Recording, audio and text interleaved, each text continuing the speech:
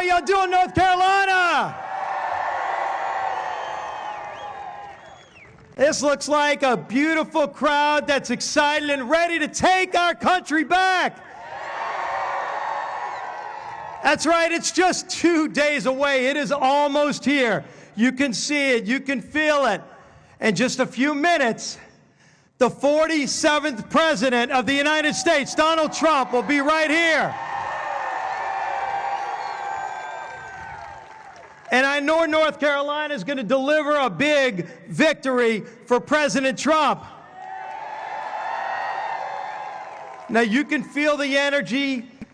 Everybody in this country knows what's at stake. We don't need to tell you how consequential it is, but we do know that every vote matters, and it's so important that you tell your friends. All of you are going to vote. I know everybody here is going to vote, right? I bet a lot of you already voted early. But I also know this. Each one of us has friends that may not vote. Each one of us has friends that somehow or another may not know yet how they're going to vote. And that's where it's so important that we leave it all out on the field, that we spend the next 2 days making it crystal clear to our friends that don't know what's at stake. Because there's some basic questions that we can answer. Do we want energy independence again? We know how to get it. Do we want a secure American border again? Do we want lower prices at the grocery store? Well, we know this. Kamala Harris created these problems, and Donald Trump knows how to fix these problems. So when you're talking to your friends, you don't need to get too complicated about it. You can ask the old Ronald Reagan question, are you better off than you were 4 years ago? Now, we know that answer is no. If they actually like the way things are going right now, if they're one of those elitists from Washington, D.C., or from Hollywood maybe, then maybe they're fine with the way things are. But I can tell you, because I've been around most parts of this country the last few months, and people are struggling. More than that, people are fed up because they know this is not the greatness of the United States of America, and they know we can do better, and they know Donald Trump will make this country great again. You know, I was in Wisconsin the other day, and I got to meet this young gentleman, Luke. Talk about a great American. He went to a Kamala Harris rally just a few days ago, and you may not know Luke's name, but you probably know what he said at the Kamala Harris rally. And it told you everything you need to know for your friends that maybe aren't sure what they're going to do. He stood up at the rally and he said, Jesus is Lord. Now, I appreciate that it gets a great applause, a great celebration. God deserves respect because God created this great nation, one nation under God. But do you know what Kamala Harris, the Democrat nominee for president, said to young Luke? She said, you're at the wrong rally. My God. Who would support a candidate for president of the United States, of all places, who would try to kick God out of the rally, who would tell you you don't belong, that you're at the wrong rally? I can tell you this, you're all at the right rally if you believe that we're one nation founded under God.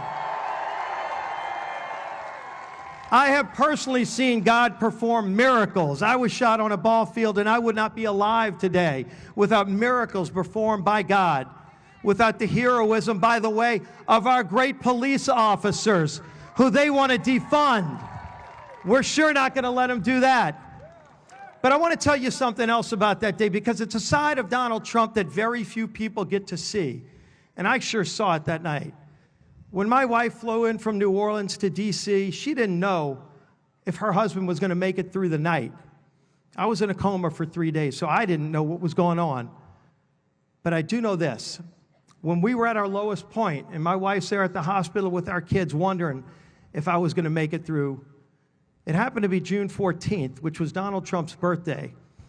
And they were having a party at the White House to celebrate his birthday. He left his birthday party to come to the hospital to check on me, and more than that, to console my family in our moment of grief. And it didn't end there. I was in the hospital for 3.5 months, and my kids were there, and boy, it lifted me up to see them. But I can imagine, for 2 young kids under 15 years old, spending the summer at a hospital in D.C. was not probably the funnest thing to do. And so Donald Trump would just call every now and then and tell Jennifer, Jen, bring the kids over to the White House. And he would show them around. He would just take care of them while he was doing his job. This is the side of Donald Trump. He cares about people. He loves this country, but more than that, he loves the people of this country. And we need a president who's going to show that kind of love and caring and commitment, because there is too much at stake. This is too great of a nation to watch failure after failure. We know we can do better. We know every one of you deserves better than what you've gotten the last 3.5 years. When Kamala Harris goes on The View, now believe me, I've been on The View one time and I somehow made it out alive. When Kamala goes on The View, they're lifting her softballs, and she didn't even know how to answer the softballs. They said, hey, what would you do differently than Joe Biden? And she gave yet another telling answer. I can't think of a thing.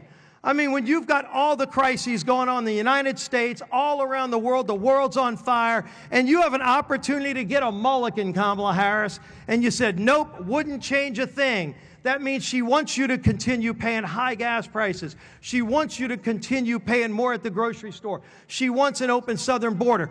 But then she will tell you, hey, all of a sudden she's for an open border. She's for closing the border. Does anybody believe that? She now says she's for fracking, for energy, when she's been against it her whole life. Does anybody believe this magical transformation? Of course not. Everybody knows if she wanted to fix these problems, she could do it today.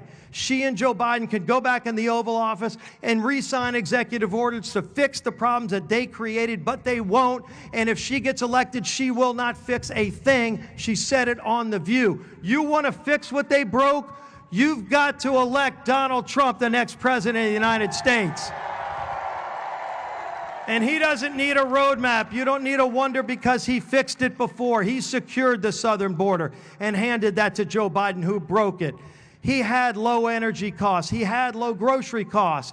We had no inflation, low interest rates. You wanted to be a first-time home buyer, you were able to do it at 0% interest. Today, none of those things happen. None of those things exist because they broke it. Kamala admittedly said she was the last person to leave the room when every decision was made. Do you really think she's going to change it? The only thing I might agree with her on is she said it's time to turn the page, and you know what? She may be right, because it's time to turn the page from Kamala Harris. Let's elect Donald Trump. Let's save this great nation, because God, just like God was on the ball field, you know God was in Butler, Pennsylvania. God was there as well on the golf course. They may try. They've tried before. But God's not done with Donald Trump, because God's not done with the United States of America. Let's go win this race. Let's leave it all out on the field. We've got 2 days left. Let's keep working hard, and let's go win and save this great nation. God bless you, North Carolina. God bless these great United States of America. Good seeing my colleagues here. Let's go get it.